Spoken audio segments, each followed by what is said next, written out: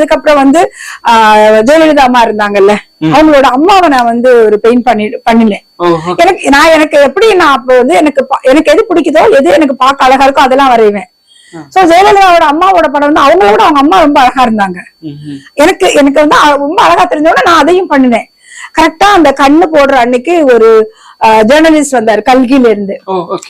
அவர் வந்து ஒரு இன்டர்வியூ எடுக்கணும்னு ஆக்சுவலி வந்தாரு அவரு. அப்ப இன்டர்வியூ எடுக்கிறவர்கிட்ட நான் சொல்றேன், இருங்க இது நான் கண்ணு போடுறேன், இப்ப எனக்கு டிஸ்டர்பன்ஸ் வேணும், இந்த கண்ணை மட்டும் முடிச்சுட்டு அதுக்கப்புறம் நீங்க எடுங்க அப்படின்ட்டு ஜெயலலிதா அவங்க மதரோட கண் வந்து போட்டுட்டு இருக்கேன். கரெக்டா அவருக்கு பேஜர்ல ஒரு மெசேஜ் வருது. எனக்கு அப்ப அந்த பாலிடிக்ஸ் அதெல்லாம் ரொம்ப தெரியவே தெரியாது. அதுக்கு ஒரு மெசேஜ் என்ன வருதுன்னா, அவங்க அக்யூட்டட் ஆயிட்டாங்க ஒரு கேஸ்ல அப்படின்ட்டு. கரெக்டா நான் கண் போட்டு முடிக்கிறேன்.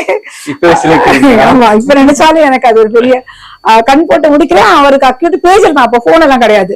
அவருக்கு ஒரு மெசேஜ் வருது இந்த மாதிரி. உடனே அவர் பயங்கர சர்ப்ரைஸ் ஆயிட்டாரு. கேட்டாரு, என்னங்க இது நீங்க கண்ணு போட்டு முடிச்சீங்க?